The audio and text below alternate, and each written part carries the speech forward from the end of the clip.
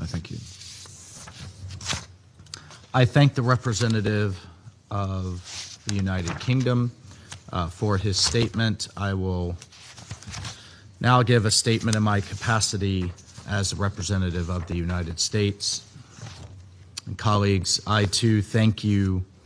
I thank our briefers for their thorough updates, and I thank France for convening this urgent meeting. We too mourn the loss of 3 Indonesian peacekeepers on March 29th and 30th, and we do extend our heartfelt condolences to their families, to their loved ones.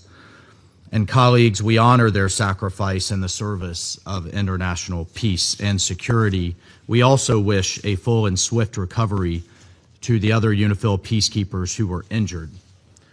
Colleagues, one of those that we mourn is Private First Class Ramadan.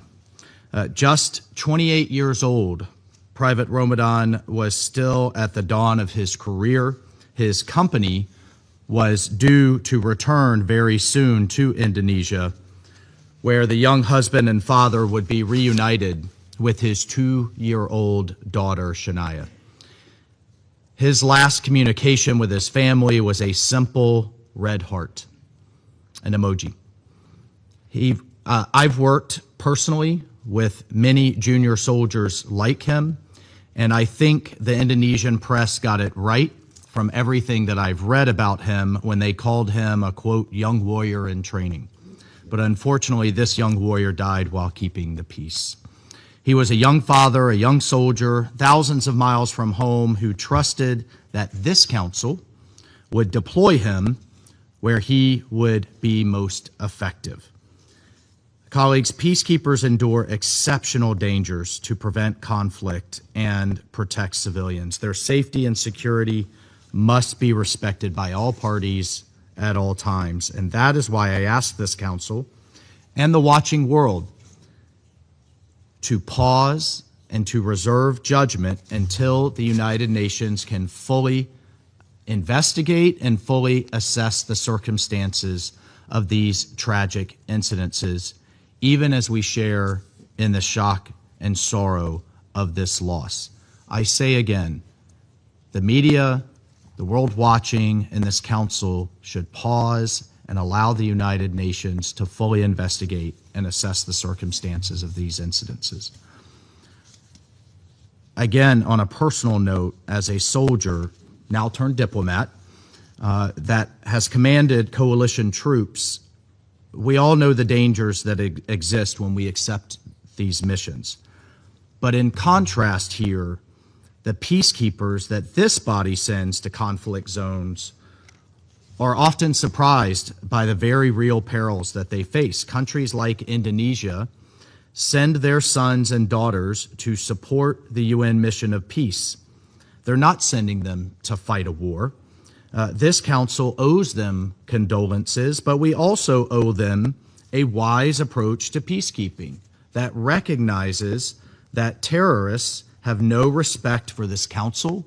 Terrorists have no respect for the norms of international law. Colleagues, we all recognize that the suffering in this region is immense and has gone on for far too long.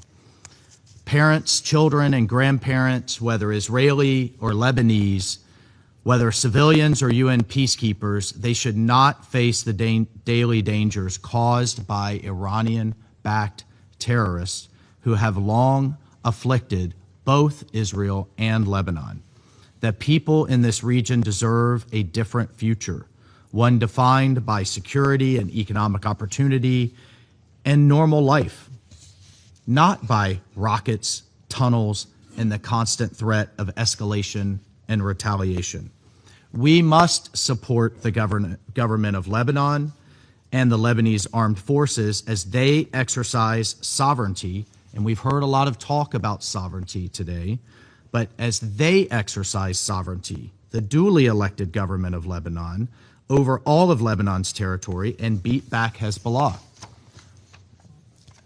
a group that hides behind civilians while threatening their neighbors, a terrorist group that has a long history of hiding weapons, fighters, and caches of rockets in schools and hospitals and civilian homes.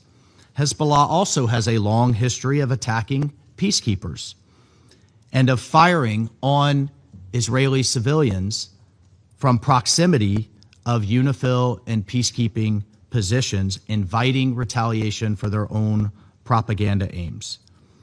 Colleagues, since 1978, over 300 UNIFIL peacekeepers have been killed in this mission, and this is why this council must think very carefully about the effectiveness of this effort. We can help refocus international efforts on supporting Lebanese state institutions, reducing risk to peacekeepers, and pressing Hezbollah and Iran to cease their destabilizing activities.